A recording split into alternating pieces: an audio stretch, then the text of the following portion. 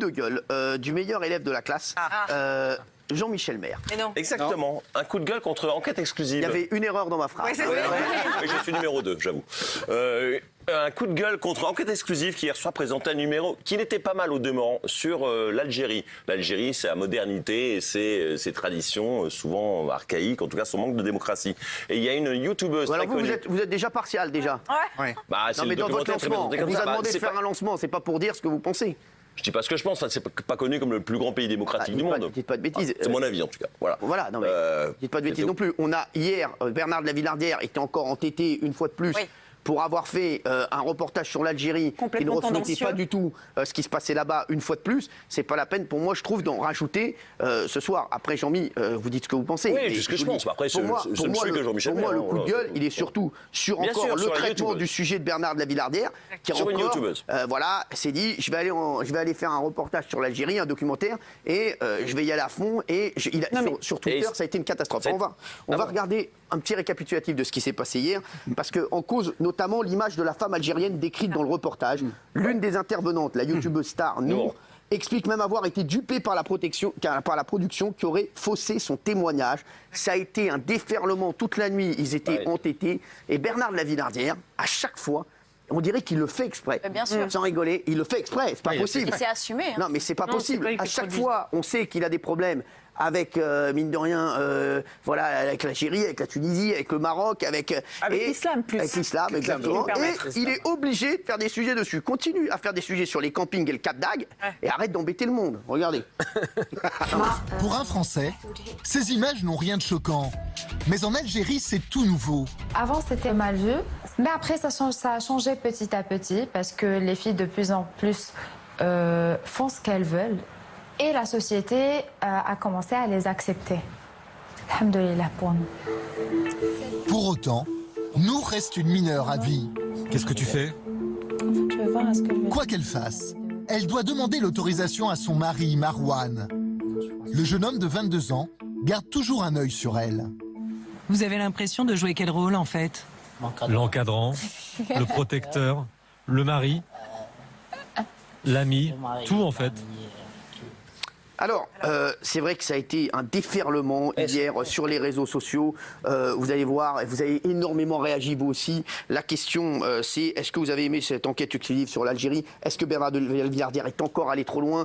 Géraldine. Alors, effectivement, Jean-Mi, il a raison. Sur le papier, ça pouvait être pas mal. Parce qu'ils ont annoncé ça en grande pompe. On a fait 2 ans d'enquête. On a mis des caméras. On a même utilisé des journalistes binationaux pour pouvoir rapatrier des images en France. Donc, OK, sur le papier, pourquoi pas. Mais effectivement, le problème avec Bernard de la Villardière, c'est qu'il a une fixette éditoriale et il veut absolument faire entrer ses théories dans n'importe quelle boîte. Et ça coince. Alors moi, je me suis renseignée, par exemple... Pourquoi il fait ça, moi, je me dis? Mais pourquoi il continue ces sujets-là? On sait très bien qu'il a un petit problème sur les youtubeuses beauté, par exemple. Il a pris cette fameuse Nour qui est très, très populaire en Algérie. Mais il y en a plein d'autres. Il y a Yumi Up, Rima, Marcel, Femme, Mademoiselle S. Il y en a des voilés, des non-voilés. Et forcément, il a voulu, à nouveau, à mon avis, encore une fois, pas stigmatiser, mais en fait, radicaliser son propos. Et en fait, ce qui est bien, c'est quand il y a du discernement. Quand on dit il y a ça, mais il y a aussi ça. Exactement. Et je trouvais qu'il était un peu caricatural. Il y a très rarement du discernement, Gilles Verdez. Ça a été tourné en juin 2019. Voilà. D'abord, la youtubeuse là, elle dit, moi, dans le reportage, j'exprimais ma fierté d'être musulmane. Comme par hasard, ce n'est pas dans les propos d'elle qu'on a retranscrit dans le reportage.